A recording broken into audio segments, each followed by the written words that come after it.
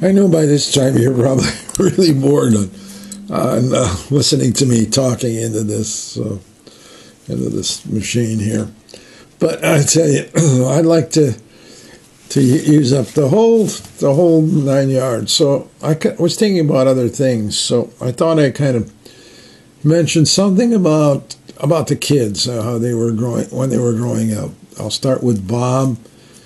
Everybody knows that he was, hyper when he was growing up, and Mother and I had a deuce of a time trying to teach him. We would take turns until we couldn't take it anymore, and lo and behold,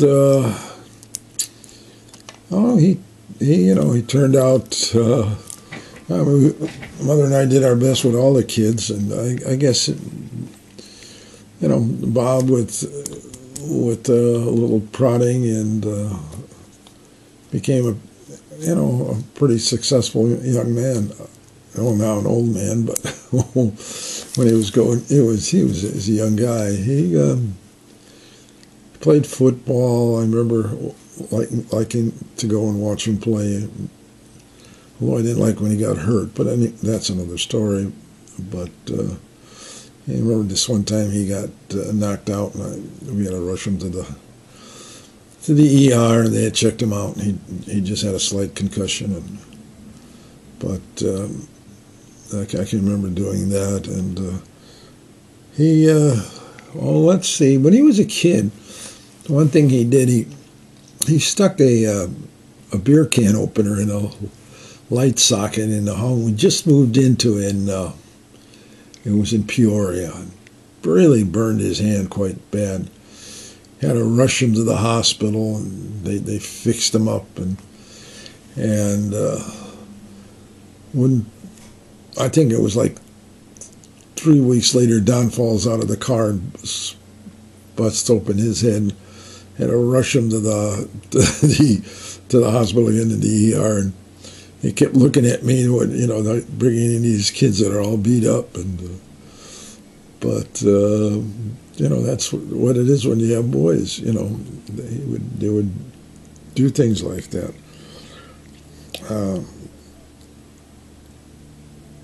I can remember that, and a lot of things when he was in high school, but that's really what actually come to mind when I think about when they're younger. And then there's Don.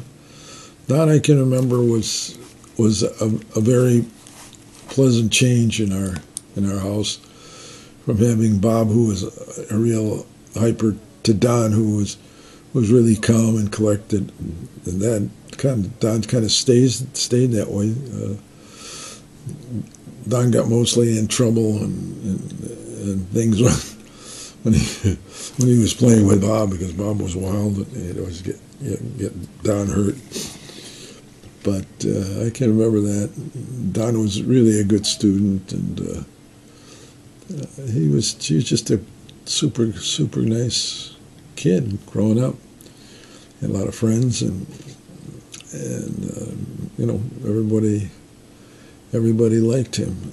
And then there was Mike.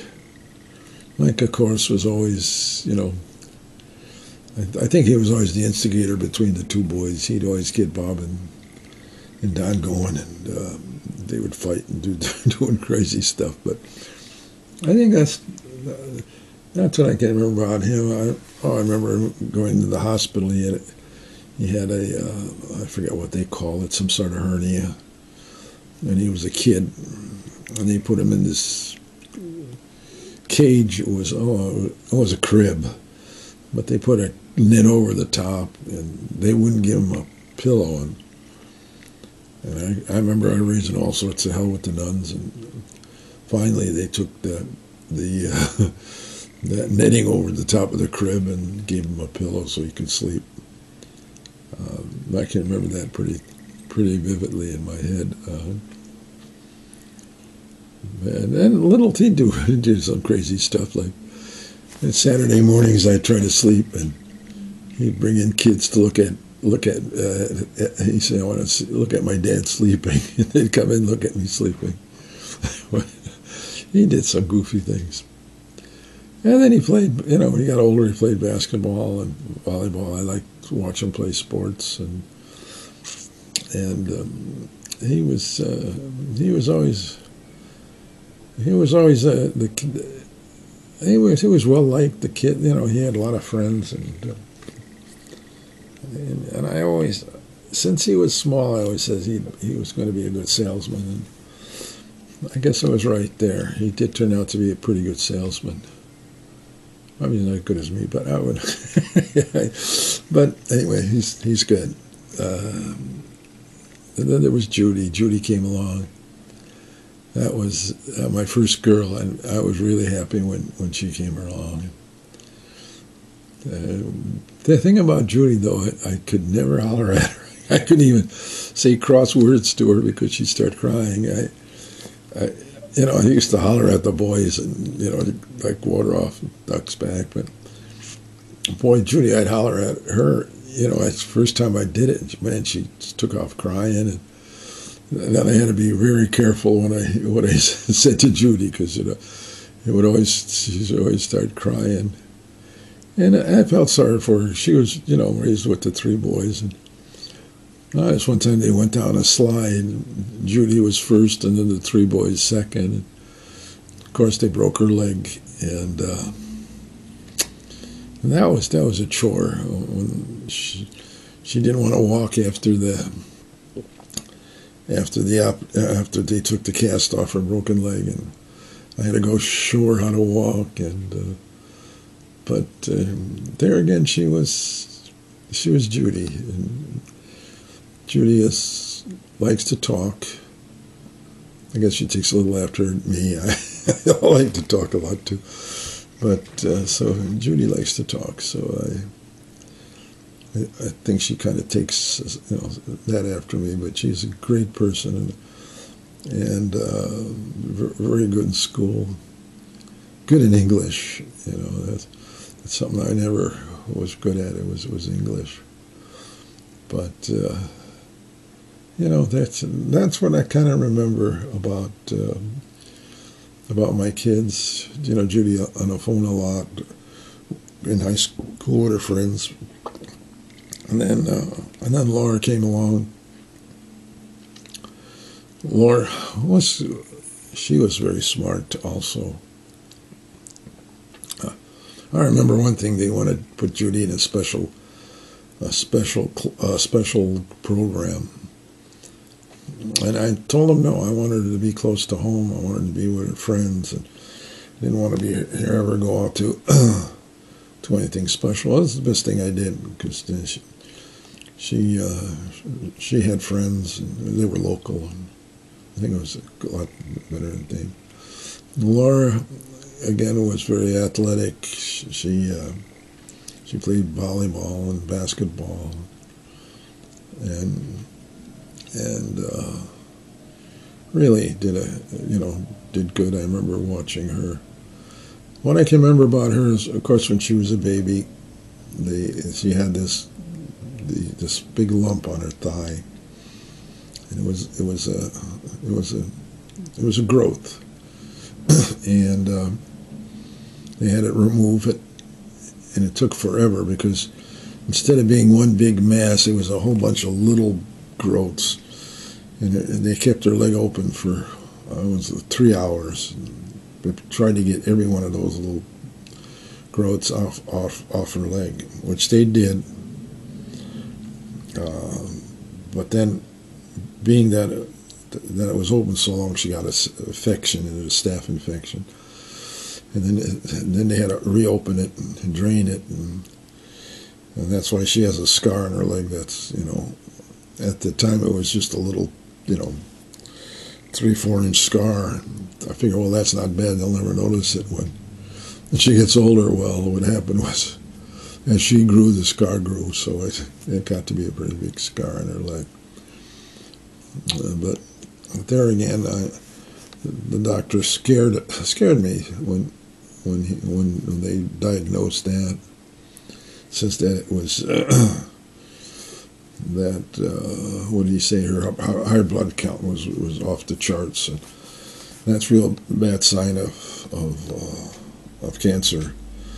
And I remember that night I prayed real hard, and they ran another test the next day, and lo and behold, it was now normal. So I guess God wanted her around and wanted me to have her as a daughter.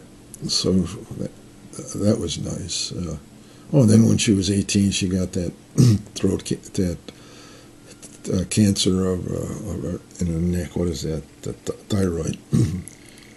Yeah, she got thyroid cancer, and they had to remove that, a growth on her neck. And that was successful. I remember praying there that time too, because if the operation was not a success, it was right on her vocal cords. They would have nicked it or cut her vocal cords. She would lose her voice. But there again, God came through for me, and she's fine. She was fine. I can't really remember anything else more about her. Then there was Linda. Well, Linda was always picked on. The boys used to. I don't know how she survived, but I mean, the boys would tease her, and Mike would do some crazy stuff with her, but by golly, she survived. And I can remember she was always she always was feeding Peppy, and she thought nobody would see her when she'd sit down and eat. And she didn't like something, she'd always drop it on the floor, and Peppy would eat it. Peppy must have ate all the vegetables and stuff. But that was I can remember that was always funny. But basically, when I look back, I see all my kids and how they raised their kids, and I'm really proud of it, because mother and I were just we were in our early 20s. We didn't know anything about raising kids or doing anything, and your mother did a wonderful job and raising you guys, because and of course by doing that you made us proud, and we saw how you raised your grandkids, and that makes us even prouder. So your kids have brought a lot of fun, a lot of adventure into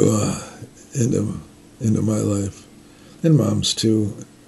And we like to that everything is fine. I know some of this stuff got to be kind of boring, but these are things I can remember, and I figured before I get dementia and all that other crap, I might as well tell you guys what I remember, and maybe when I do get dementia or Alzheimer's or that, I can play this back and say, hey, I remember that, or I know that. But that's kind of what I'm doing right now. I don't know if I'm going to record anymore. I may. If something comes up that I think of that I probably hadn't thought of for a while, or haven't put it on these tapes, I'll record some more. But right now I think that's it.